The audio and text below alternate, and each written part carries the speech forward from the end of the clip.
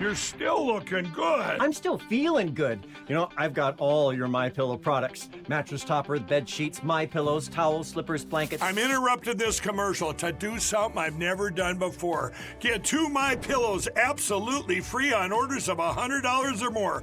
I can't do this forever, so get on board with this great sale today. Our best-selling 6-piece bath towel sets or kitchen towel sets, just $29.98. Our famous standard MyPillows only $14.98. Queens $18.98. King size only $1 more. Body pillows $29.98. Multi-use MyPillow 2.0s with pillowcase $9.98. Save $40 on our spring percale and Giza Dream bed sheet sets. Any size, any color. So go to MyPillow.com or call that number on your screen. Use your promo code to save up to 80% on all MyPillow products. And when you spend $100 or more, get 2 standard MyPillows absolutely free. Hi, I'm Elliot Chodoff. I'm from Israel. I was just with Gene Valentino on the Grassroots Truthcast. A great show, wonderful guy teaching important stuff to the American people. So please subscribe.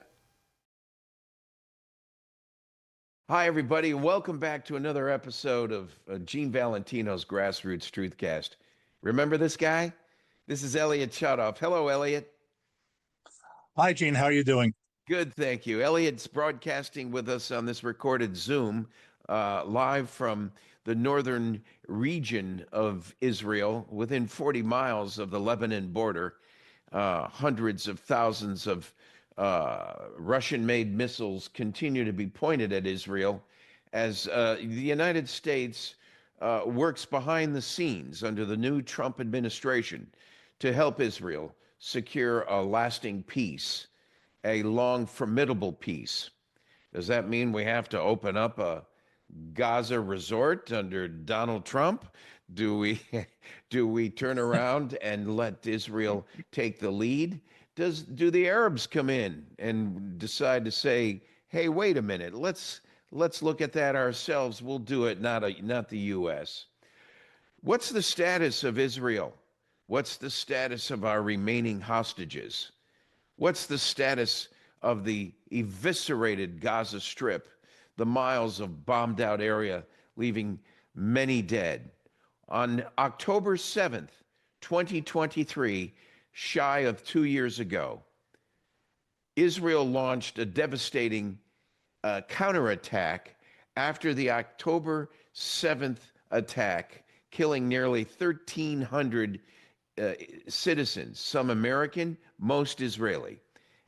This has resulted in one of the biggest calamities since the Holocaust of World War II. And we're going to talk with Elliot about then and now and what the future looks like for Israel right after this. Throughout history, the spirit of patriotism has prevailed. The battles may have changed, but the values remain the same. Today, in 2024, we find ourselves at a pivotal moment where the call for unity, freedom, and a better future echoes louder than ever. For more than 10 years, Patriot Mobile has been committed to supporting the values that make our nation great. With affordable plans and reliable nationwide coverage, Patriot Mobile is not just a wireless service. It's a call to action for those who believe in the American dream. Because this year is not just any year, it's the most important year since our nation's founding. Choose a wireless carrier that shares your values. Choose Patriot Mobile.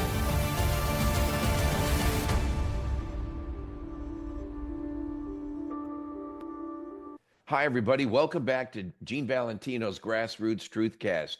And welcome Elliot Chodoff, Israeli Defense Forces strategist and advisor to the Israeli government, a reservist for decades with the Israeli Defense Forces, and now with his own team working behind the scene to advise and consult Israel on matters of defense. But really today, his primary focus is everyone's still quite active on the Israeli Defense Reserve side, and he remains at the ready to assist in any of the missions that are before him on any given day. Welcome aboard, Elliot. Thanks, Gene. Always good to be with you.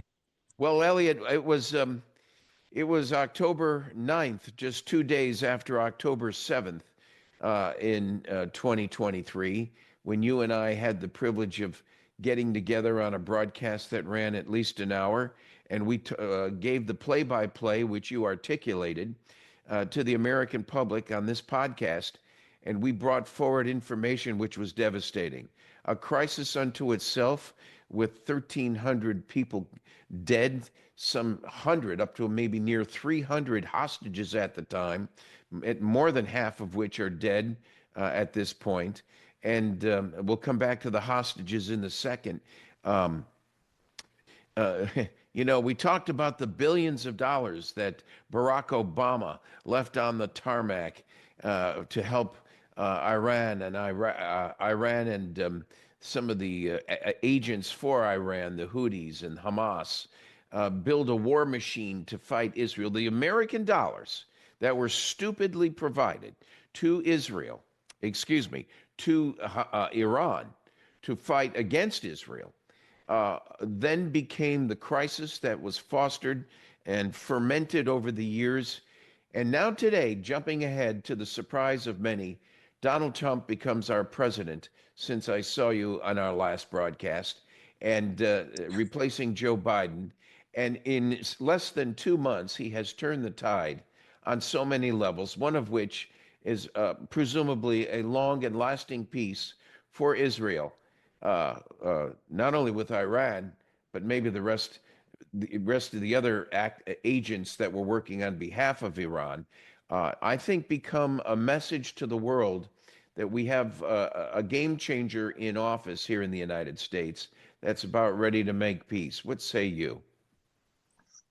Well, certainly a game changer. I think that, let me start by saying this. If we look at President Trump's approach from, let's say, from 30,000 feet, he's certainly moving in the right direction. Vis-a-vis Iran, vis-a-vis Israel's immediate enemies. And let's be clear, Israel's enemies are America's enemies. Iran, Hamas, Hezbollah, the Houthis, these are all groups, countries, organizations that scream death to America, and they mean it. They have attacked Americans in the Middle East and out. So it's Israel's immediate problem, but they're America's enemies as well.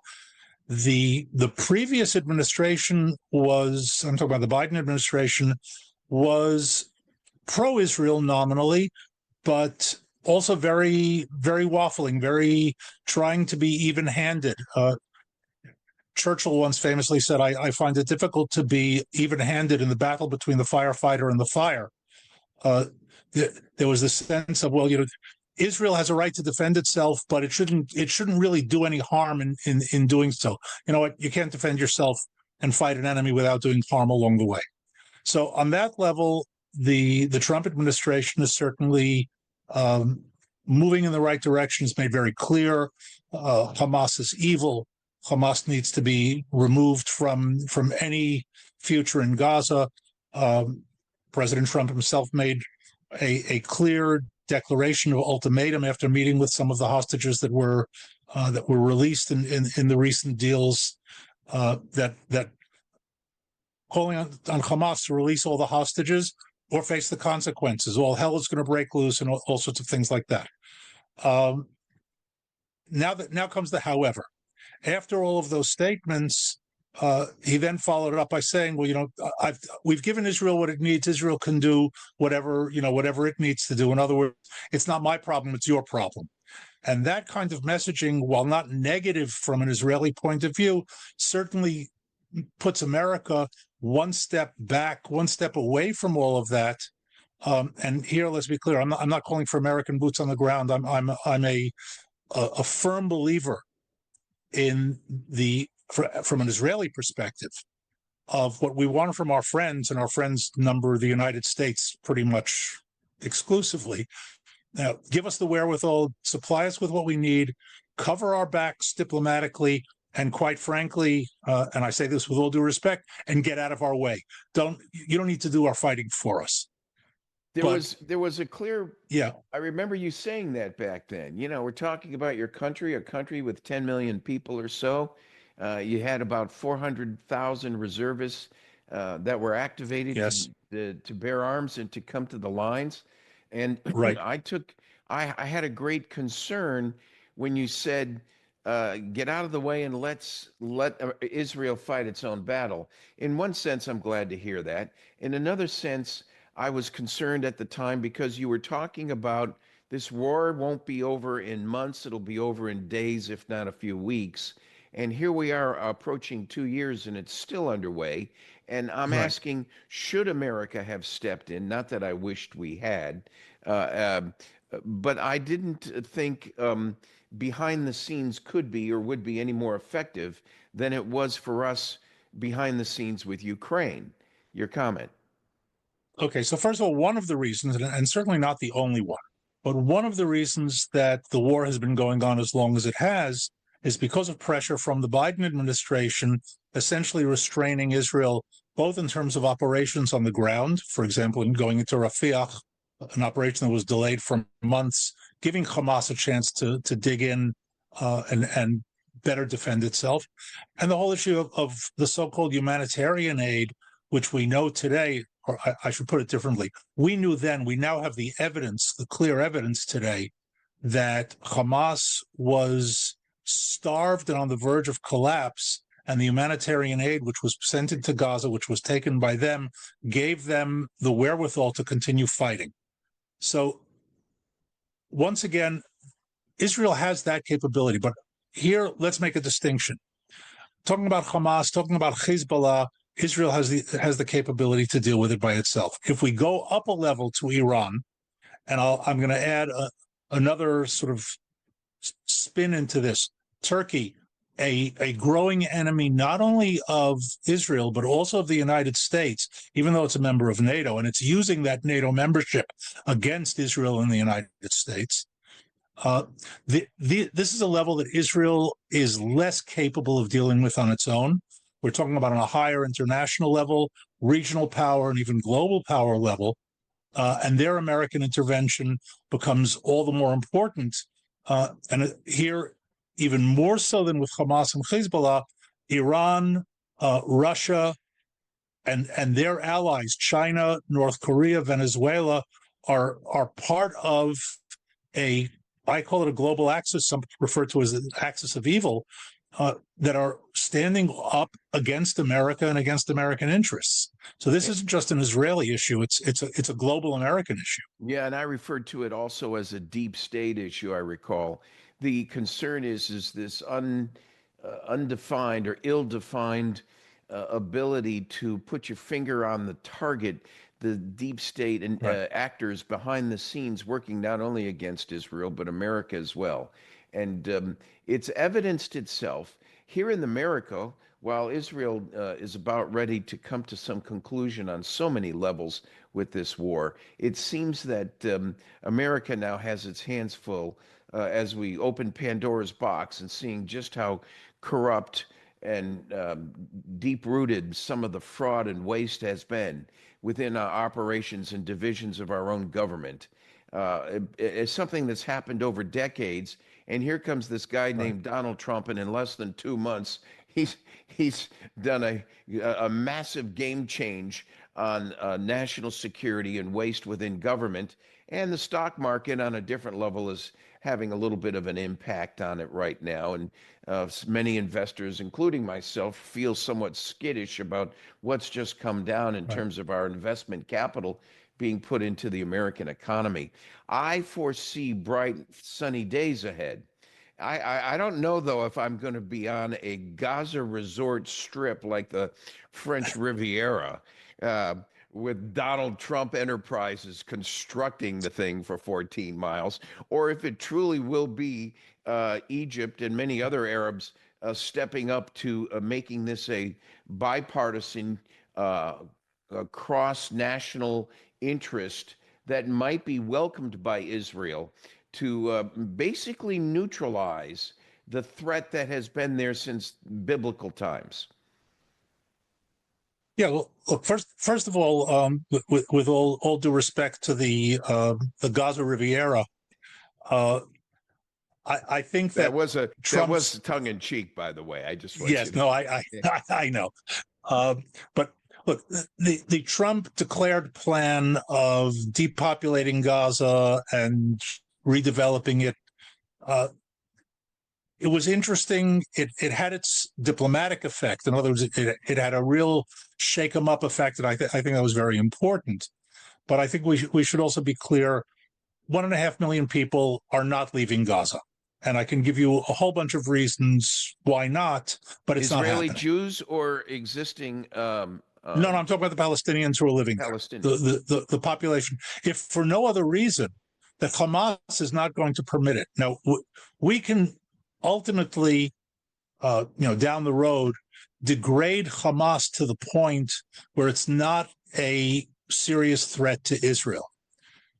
We'll never be Okay, able well, to I was degrade it. told by you a year ago that the only Mhm. solution was the annihilation of Hamas, the complete Right. eradication, and Correct. and while Trump is, let's face it, Trump is negotiating. I don't know why more people don't see it when he comes out with some of these statements, but the fact remains he's doing it to create control over the negotiating posture Of course. going into event. Look what he did with Zelensky in Ukraine. Blew up Right. the conversation, and now Zelensky just offered an apology. Everything's back on track with mineral rights. Not But confusing the issue, just making an example of how he operates to gain an impact. I don't think the presence of any Palestinians in that remain in the Gaza area should have an impact on what you're doing in and where you want to take Israel as a nation. okay, but here's the catch. It's one thing to do what he did with Zelensky in the Oval Office when you're dealing with a head of state with with government institutions. I'm talking about inside of Ukraine, fighting a war that requires American aid. Uh, it doesn't work the same way with Hamas. Hamas is a radical jihadi organization that does not follow the same calculating rules that a head of state does. Look, they say that they've won. You mentioned Gaza in rubble. Gaza has been not totally, but very, very heavily damaged, destroyed. And the Hamas guys are dancing in the streets. They're saying it's a great victory.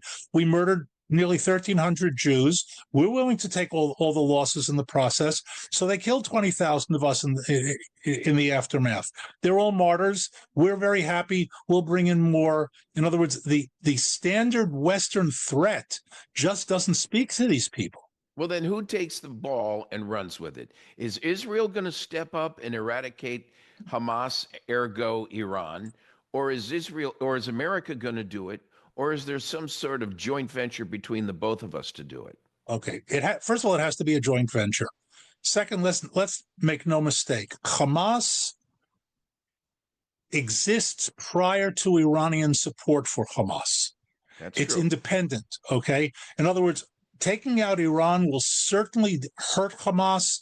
It will damage it, but it's not the end of the story. Hamas is part of a broader jihadi operation that is not existentially dependent on Iran. It's at the moment dependent on Iran, but taking out Iran hurts it. It doesn't destroy it. That's number one. Number two, ultimately, it needs to be eradicated as the terrorist army, and we've gone a long way, but we haven't finished the job. But what I was starting to say before is that even when we get to the point where we have completely removed Hamas as a credible threat to Israel, we'll find it much more difficult, if not impossible, to remove it as a credible threat to the Palestinian population of Gaza. In other words, the bar of violence inside of Gaza to their own people is much, much lower than it is vis-a-vis Israel.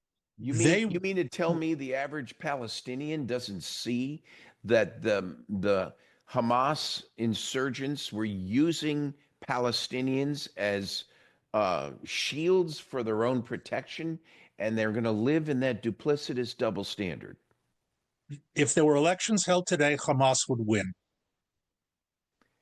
I find that well, who's voting? I mean, I'm talking about in the Palestinian population, West Bank and Gaza. I find that very hard to believe, but I'll take your word for it. I also, You know what? Let me give you I one. do think the total eradication of Hamas is absolutely Okay, but necessary. all right, it is. But the question is, how do you get down to the last, the last one? Let me give you one example so you understand what I'm talking about. There are still hostages being held in Gaza by Hamas, but they're not all being held by Hamas. Some of them, and there were over 250 at one point, were being held, and they were taken by Palestinian quote unquote civilians who came streaming into southern Israel after the Hamas attack started. They were held in private homes. They were being used as slaves in private homes. There was not one single case since October 7th, 2023, where a single Palestinian in Gaza aided a hostage to get out and to freedom. There were cases where hostages actually escaped their captors, and the people on the street returned them to Hamas. In other words, the population, there wasn't, if you'll excuse the biblical reference, there weren't the 50 righteous of Sodom and Gomorrah, which didn't have them either. We're talking about a population of nearly 2 million and not a single case of an individual helping a hostage. What does that tell you? Well, it tells me there's a certain culture in this world that blindedly follows even the worst demonic regimes. Have we mentioned Nazi Germany? Yeah, well, there you go. That's right. So I don't, when we talk about the eradication, I see the eradication of an organization. I see the smashing of a military structure of an organization, but I don't see the elimination of the absolute last thug. By the way, using the Nazi analogy, and I think it's an apt analogy, Nazis escaped Germany. They went to South America. They went to other places. They went to the Middle East, and they started new Nazi cells in the 40s and 50s. Well, that's true. That's true. But how about the head of the snake, Iran? How about the regime change that's now underway there, or attempted to be underway there? That is certainly I wouldn't call it a diplomatic solution, but a non-military approach in a sense. What does Israel gain by that kind of approach? Okay, so first of all, regime change is a wonderful idea. I don't see it happening, but I'll say that with the caveat: who can tell in these regimes? I mean, they're what I call brittle. They're not fragile, but brittle, meaning that they look strong, they have a certain strength, but a strike that hits them the right way can cause them to shatter. See note the Assad regime in Syria and how quickly it fell apart when it was hit. But nonetheless, this isn't something that can be predicted or projected. It's something we can hope for and really not much more than that. I would say that if we're looking from an immediate strategic point of view, the elimination of the Ayatollah regime in Iran takes a huge amount of pressure off the Middle East and the world. Because let's remember, these guys are tied in. They're connected, as I said before, with China, with Russia, with North Korea. There's a network there, and taking out one of the key players in that network hurts that network. It hurts Hamas, the Houthis. It's devastating to Hezbollah. Here, let's keep in mind, Hezbollah is different from the others. Hezbollah has a direct line connection to Iran. It's part of the Iranian system, if you will, which Hamas is not. Hamas is a proxy. It's an agent that gets supported by Iran, but Hezbollah was created by the Ayatollahs. Very big difference here. Yeah. Okay. I've got a few more. I've got a few more pagers to sell them. That's what I have. Yeah. I'll be happy to do the distribution. Let's work on that. Well, look, let's agree to your point you're making here, Elliot, that Saudi Arabia, I'm not going to say anything bad. I do regret that they distanced themselves from Israel when it started to heat up. You guys were right at the verge, right on the cusp, right on the backside of the Abraham Accords where things were really moving in a very good direction with Saudi Arabia and Israel, and the world saw that. Yet they silenced and retreated in direct proportion and degree as Iran and Houthis and Hamas dialed it up against Israel. I see firsthand that now that's beginning to change. I jokingly said the Arabs, Saudi and the other Arabs might be interested in forming the Gaza Resort. They really might be. I mean, it might be a really good partnership with Israel, and it might defang the serpent from the wrongdoings possibly in the future. It would at least open up the Israeli waterfront and the culture of Israel to what you really have it now as a diversity of cultures within your nation now. So people fail to understand sure. it. It's not so isolated and distanced from the rest of the world. Israel is quite the communicator in terms of its cultural sharing that goes on with the rest of the world. I don't understand, therefore, the vitriol and hate that the Iran folks, the head of the snake, and their agents their proxies have felt the need to fight for. It's why I said in the beginning of this interview that the complete evisceration or annihilation of Hamas must occur for Iran to evolve its nation into maybe even an ally at some point down the road, certainly after America ensures the removal of nuclear threat from Iran.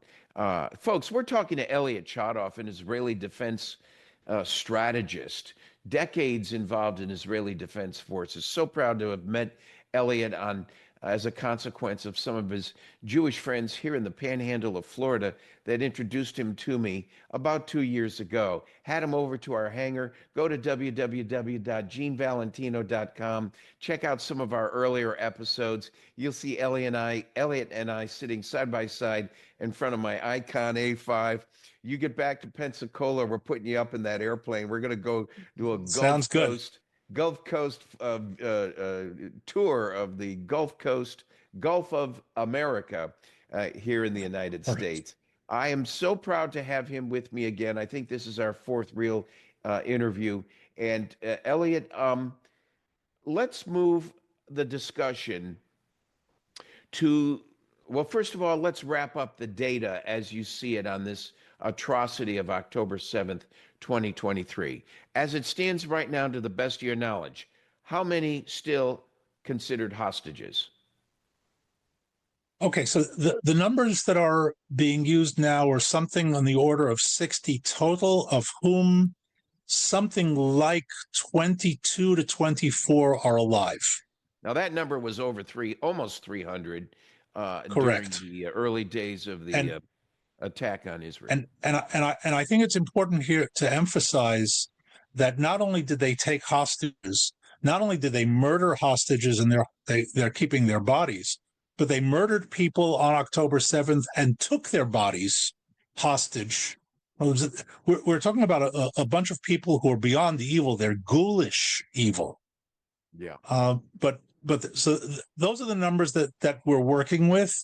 I rely on Israeli intelligence for the numbers, and I think that they're as accurate as they can be. But we also need to keep in mind that we're dealing with Hamas. They can turn 22 live hostages into 22 dead hostages in about 2 minutes. So, and what is that's kind of the snapshot. Okay, and what is the threat at your northern border with with Hezbollah? And, the missiles in Lebanon that are still pointing at you just 20, 30 miles to the south? Okay, so in the course of the fighting over the year, and certainly in the couple of months of the fall of more intensity fighting, when the IDF actually went in and the Air Force stepped up its strikes to incredible proportions. First of all, we've driven Hezbollah physically away from the border. Now they're trying to infiltrate their way back in.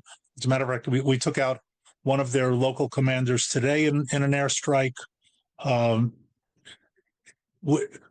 We have an agreement with Hezbollah. We also have an agreement with Hamas where the ceasefire part of the agreement, and I want to clarify that because I think there's a lot of misunderstanding in terminology. There can be violations of the agreement that are not violations of the ceasefire, but in doing so, the ceasefire becomes meaningless. In other words, Hezbollah is as part of the agreement is not supposed to move into South Lebanon. If they do move into South Lebanon and we take out those infiltrators, we are actually enforcing the agreement, even though it looks like we're violating the ceasefire.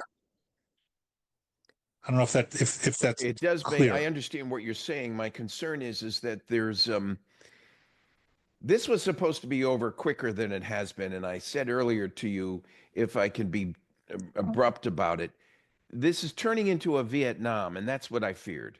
No, it's not. Not in Lebanon. Convince me I'm wrong. Go ahead. Okay. So the border itself is quiet. Let's start with that. The majority of their rocket threat, the heavy rocket threat, has been eliminated by the Air Force. That was done in dribs and drabs over the course of the year after October 7th, and then in the high-intensity fighting of the fall, September, October of 2024.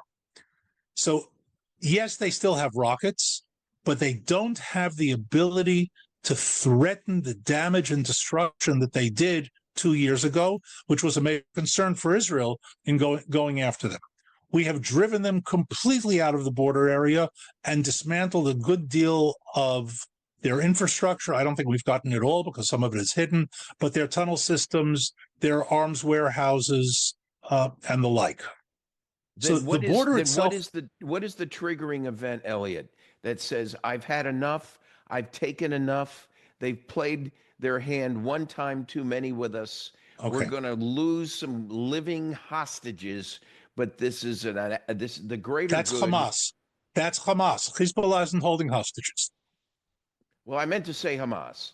Okay. The attack is precise, it's targeted, and it should be effective against the elimination of Hamas. If that's the case, what are we going to do to look? Do you really believe the remaining 30 hostages are coming back to us?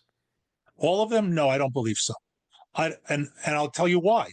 I think that now we're moving back to Gaza and Hamas. We were talking about Hezbollah. As the number that they're holding decreases, the value of the remaining ones to them goes up. Very simple economics. Supply, goes down, price goes up. There's going to be a point, and I don't know what the number is, and I don't want to just throw a number out there, but there's going to be a point where they are going to demand far, far, far beyond what Israel is willing to pay to get back those last few, whatever number they are. We got some hostages recently that we didn't pay a dime for that came to us directly, as opposed to the billions that Biden put down on the tarmac and Obama that got us nothing. In fact, it hurt Israel in the process. That's what's offensive here. That's for sure. But remember, you got those hostages back from countries. Yes. There's a big difference. Difference. Okay, so radical... your leverage on a terrorist organization, on a radical jihadi terrorist organization, is much, much less. These are people who are willing to take damage. They're willing to lose people in huge numbers.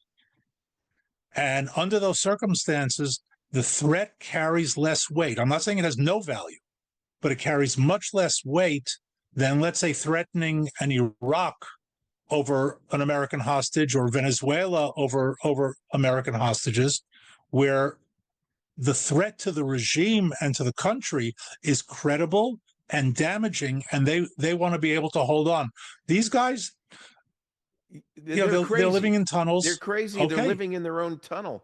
But what is the straw that's going to break the back? When is enough truly enough? Okay. And we say, okay, this is the price of war. We're taking out Hamas in total, and we lose 30 good human Israeli American lives in the process. Right.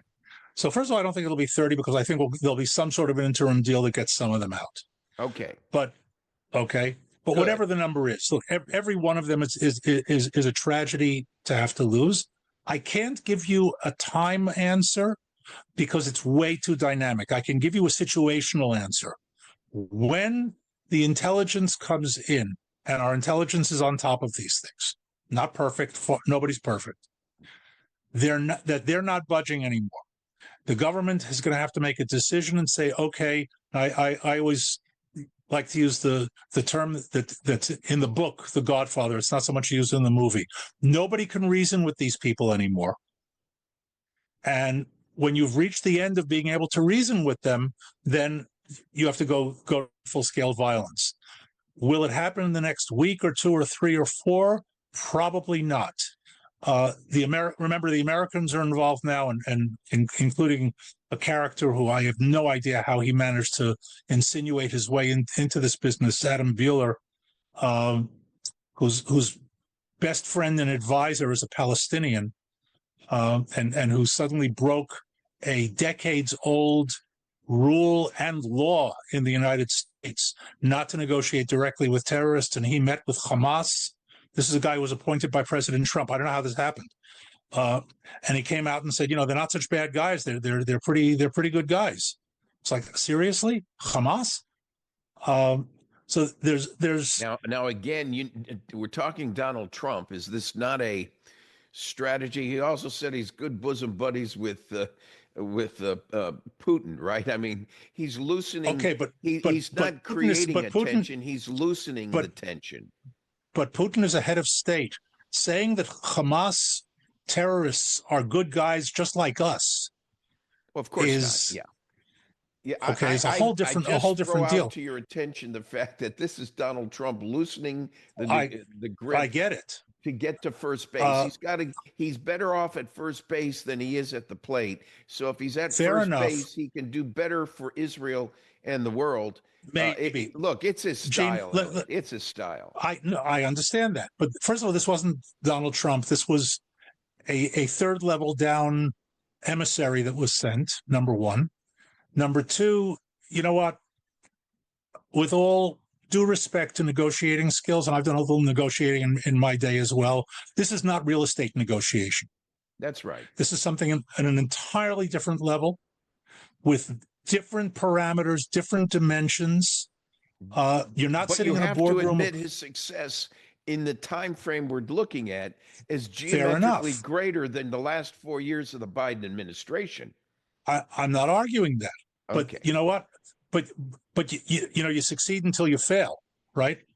There are things that you don't do, and one of them is say Hamas terrorists are really good guys. Look, any normal person knows that's not true. Okay, but here's a guy who said it in a series of interviews. Look, if I'm trying to talk to you and I really hate your guts, I have nothing to gain by swearing at you. No, but still, you know what? You don't get up in an interview and say, I know the Israelis don't like it, but we're not Israel's agents. We have our own interests. Now, we all know that that's true. But you don't state that as a public policy. If Israel and the United States are the friends we know we are, not to mention extremely good allies, then you're going to tolerate me saying some things to get you to first base. I am not going to say some things that might. I'm going to tolerate. I'll tolerate lots of things, but I can still criticize them from a professional perspective. Well, of course you can. Of course, but we have the same enemy. We're not pointing the guns at each other. Can you imagine an American emissary sitting with bin Laden after 9/11 and coming out and saying, he's not such a bad guy. He serves a decent cup of coffee. Of course not. I understand that. But admittedly, bin Laden didn't have any third parties in his sitting at his side that he could rely on at that point. In this case, you do. Of course he did. He had Pakistan. He had all I'm saying. Yeah, look. Go ahead. All I'm saying is that in international relations, you've got to keep in mind. And this is, by the way, this is something that the Biden administration failed at miserably as well.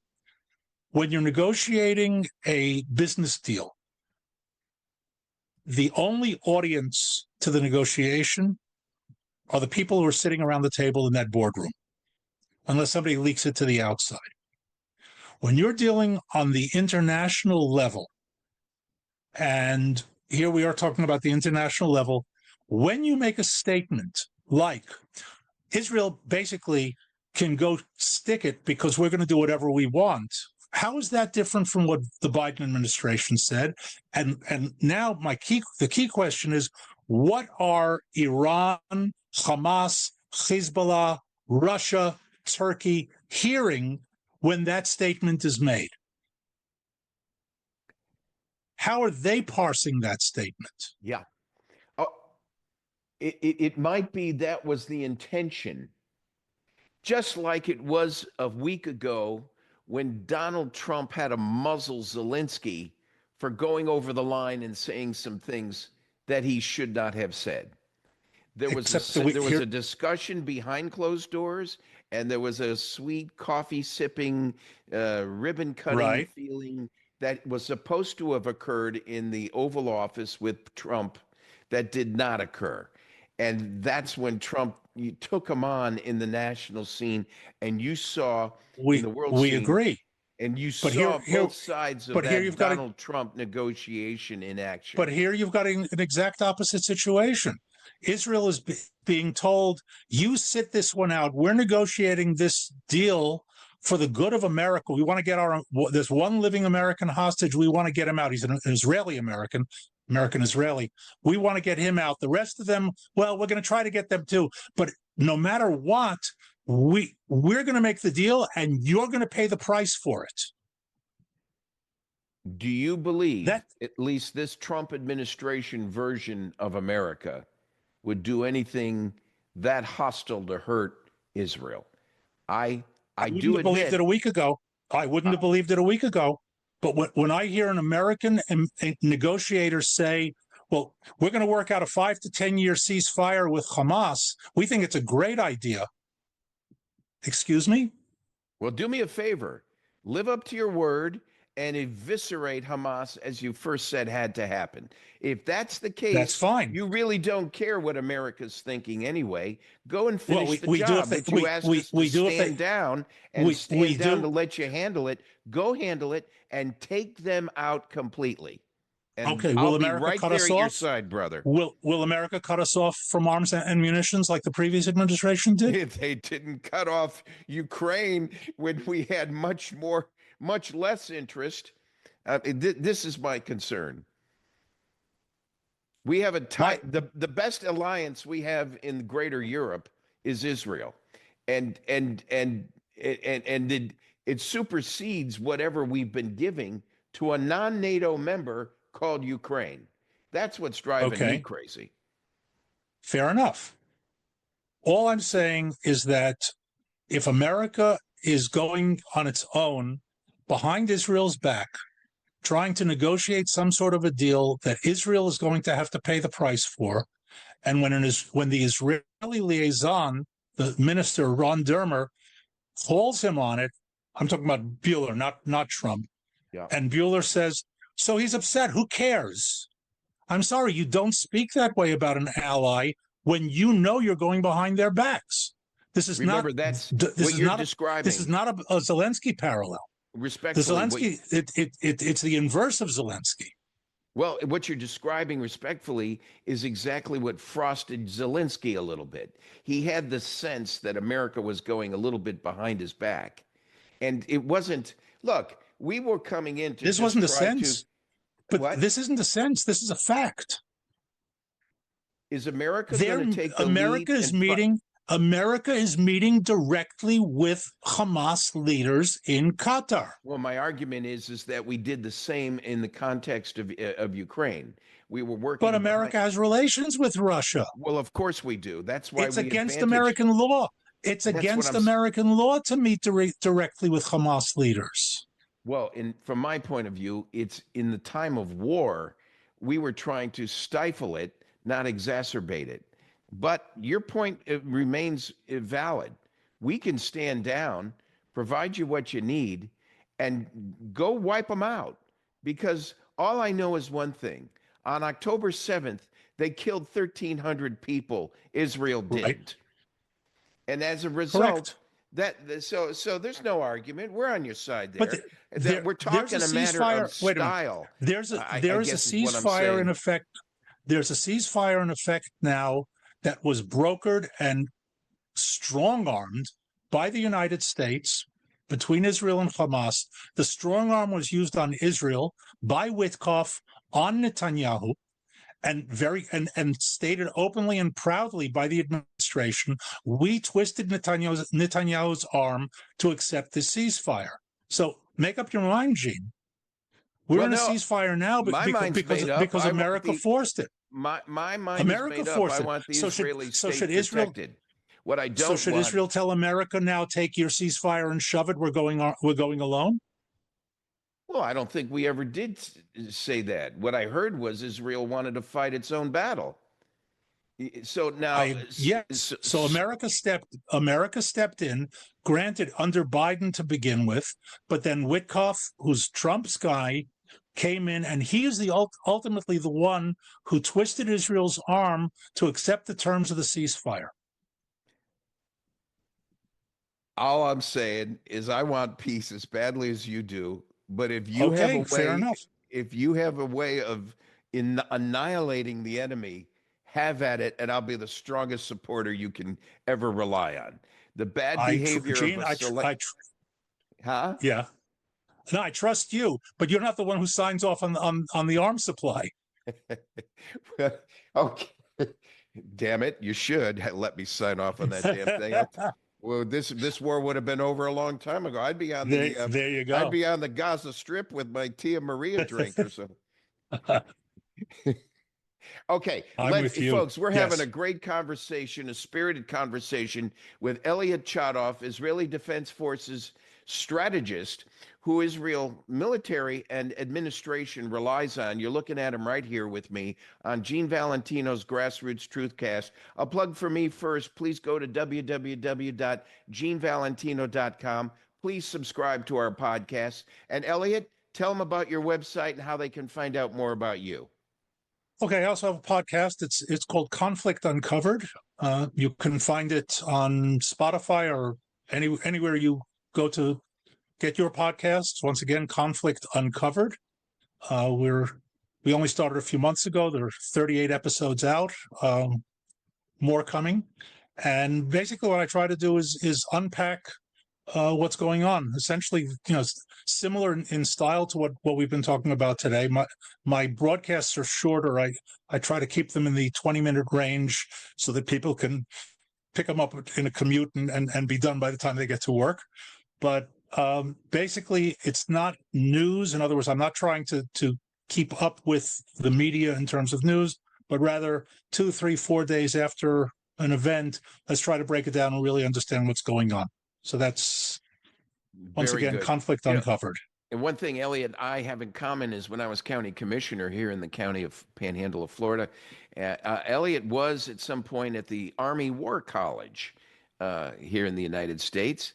I think you were My papers, not myself personally. Stuff that I wrote was on their reading the War list. College. Yeah, I attended the War College and I had the privilege of sitting next to a Mr. Schwarzkopf, General Schwarzkopf, at the time before he retired and ultimately passed away. Great guy, great patriot, Yes. and a man that Elliot would appreciate, a very strong military strategist, very much in keeping with what I see Elliot is all about. Elliot, let's switch gears and talk about the massacre in Syria. Can you describe it? It's geometrically proportional and just as bad. Who is being massacred? What's happening, and the state of the governance of Syria itself? Okay, so the story, which is not true, is that opponents of the regime are being killed because of clashes, ethnic, political clashes that are going on. What's happening, in fact, is that predictably, and Israel and myself, I can't say predicted on the on the prophecy level of this was going to happen, but predicted in the sense of the new regime in Syria is an outgrowth of Al Qaeda. Let's watch what happens when Al Qaeda types take over a country. And needless to say, Al Qaeda, which is a hardcore jihadi Wahhabi-based organization, as are all the other terrorists around, look upon non-Muslims and even Muslims who don't follow their brand as heretics, as infidels, and who need to be slaughtered. And what they're doing now in the coastal regions of the Alawites and to Christians in Syria, and we don't have precise up-to-date numbers, but we're talking well in excess of 1,000 over the last 3-4 days, is that they're going in and simply murdering people in the streets, shooting. I've seen reports of Christians being crucified. This is not putting down civil unrest.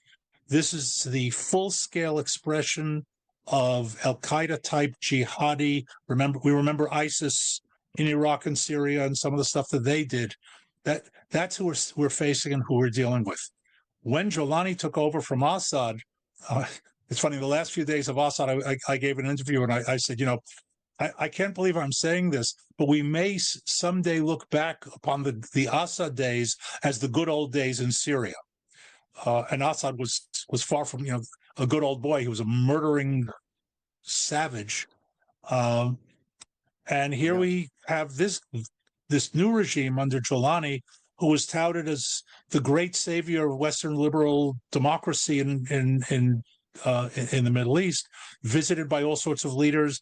The Biden administration lifted a $10 million bounty that had been American bounty that had been on his head because he's the future. And Israel at the same time said, we're not so sure. We're going to take out a lot of their capabilities because we don't want an Al-Qaeda jihadi army facing us on our border.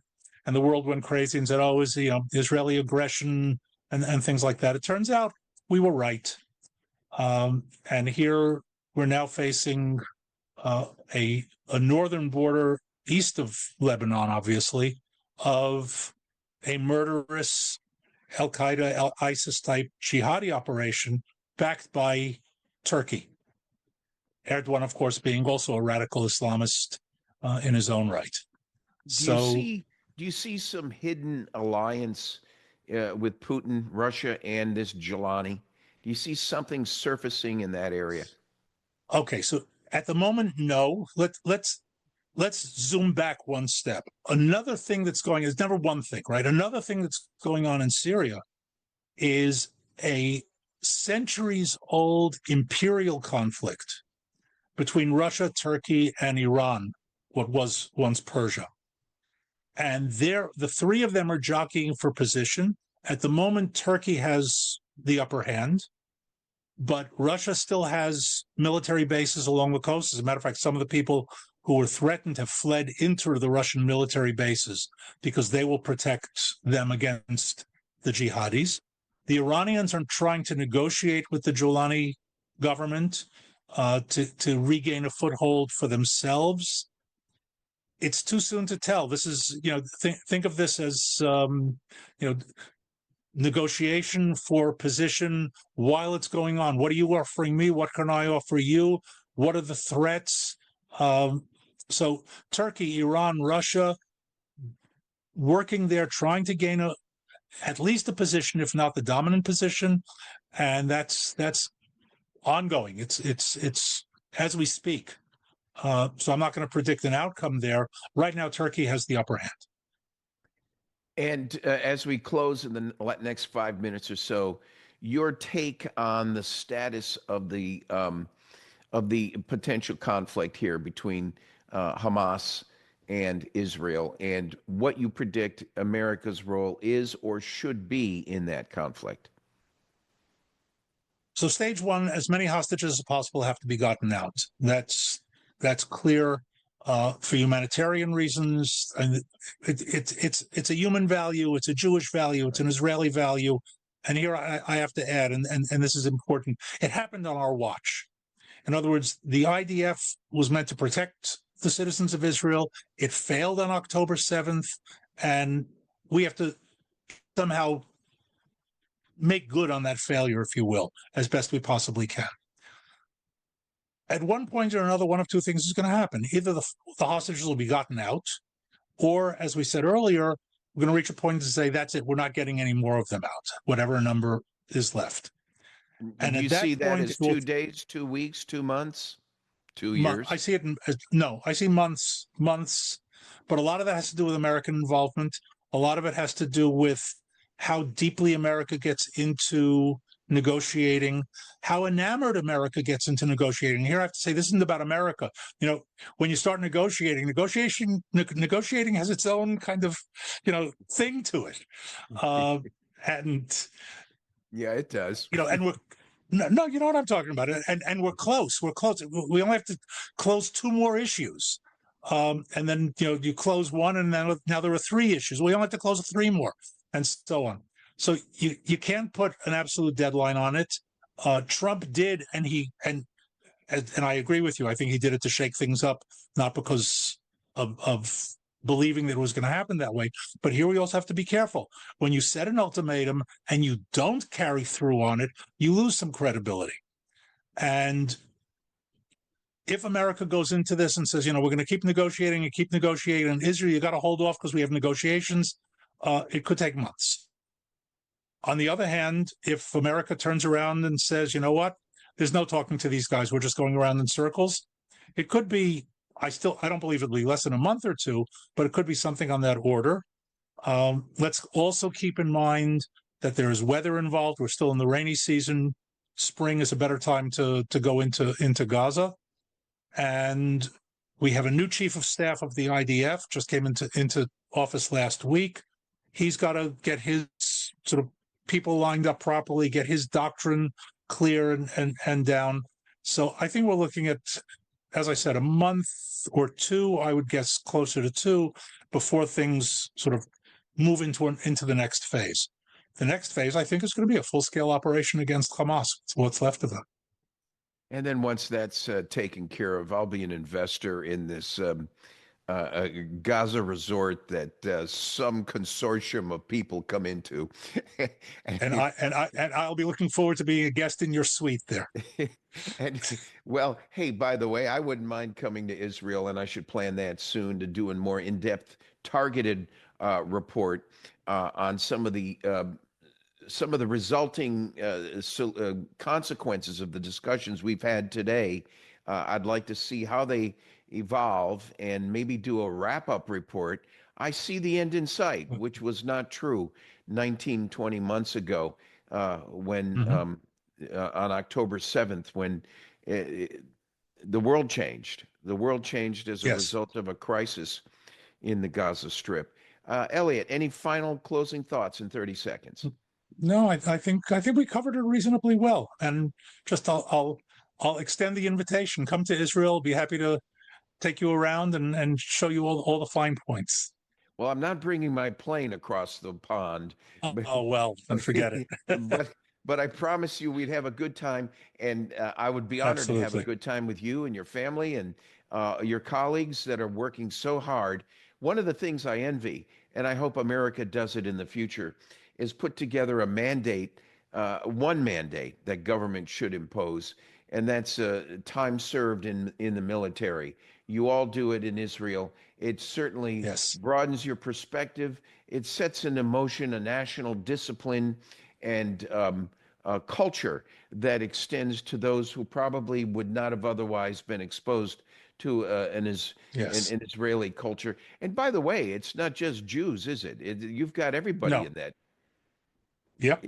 In that military force. I think that's Jews, wonderful. Christians, Muslims, Druze, Circassians. If you're an Israeli citizen, Jews and Druze are obligated to serve by law. Right. The others can volunteer, and they do in varying numbers. And we've seen increased numbers of Christian Arabs volunteering over the past few years. Yeah. And once you're in, you're equal. I have a colleague, officer who's an Arab Muslim Now, the Bedouin are their own sort of class. I'm talking about what very often are referred to as Palestinians in Israel, not by Israelis, but by outsiders. He's from a village actually not far from here, and he has top secret clearances. In other words, the fact that he's an Arab Muslim with an Arab Muslim name, he goes through the exact same sort of line that everybody else does. If you're qualified, you're promoted, and if you pass the clearances, you get them, and there's no question, no discrimination on that. You know, it's March 11th, 2025, and I had hoped on this day, based on what was telegraphed from the American government and Donald Trump, that we would have had a sense of what the military action would be, either by Israel, Bibi Netanyahu and the defense forces, or by the United States, or some combination of both, against Hamas in particular, if not Iran in general, especially as it pertains to the intent of America to see Iran denuclearized, nuclearized, I guess. The Iran nonetheless needs to remove any threat of nuclear capability, and I thought that was coming, and it's why I scheduled this interview for this time, thinking something may have happened by now.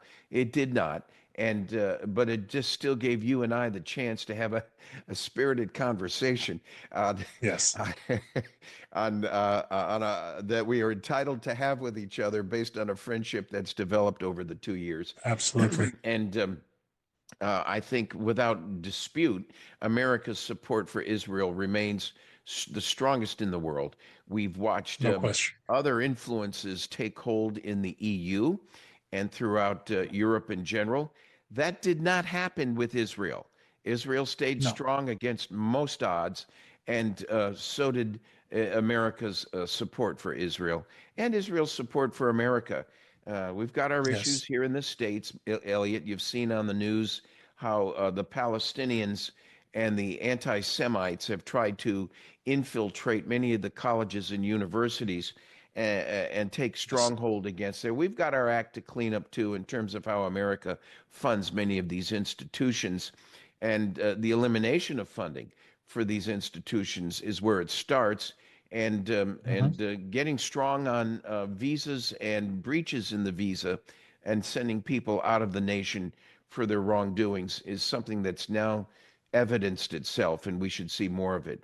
Elliot Chodoff, thank you for being with me today on the Grassroots Truthcast. Always a pleasure.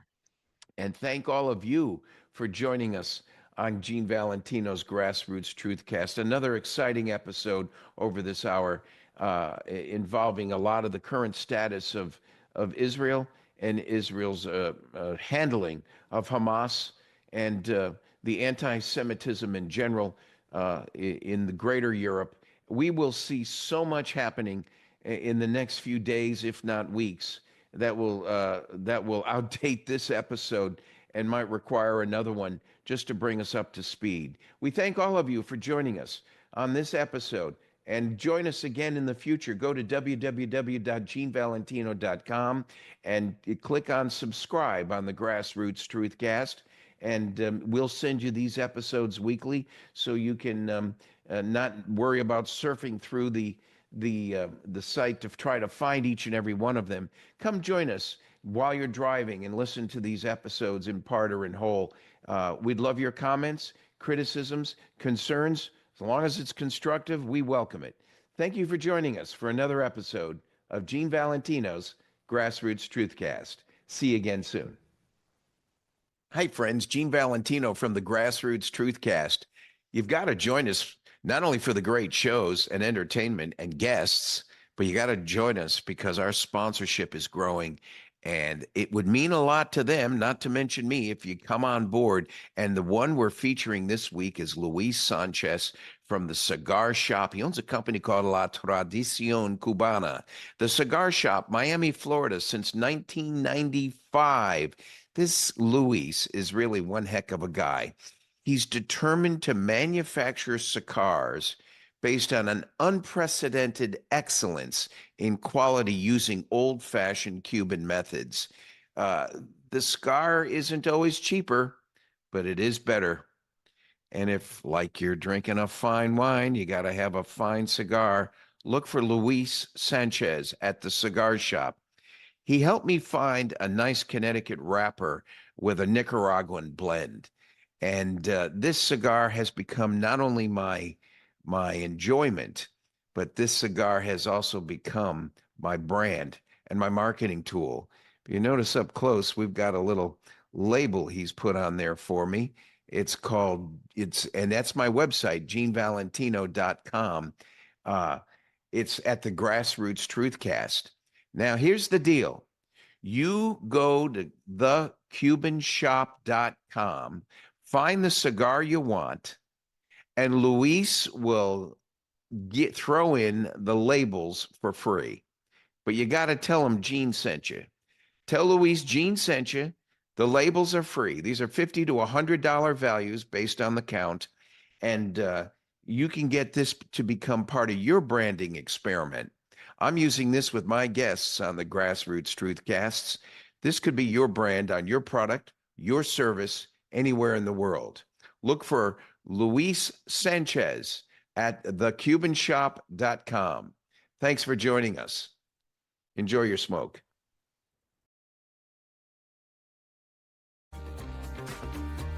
Thanks for joining us for Gene Valentino's Grassroots Truthcast. Be sure to like and subscribe, and God bless America.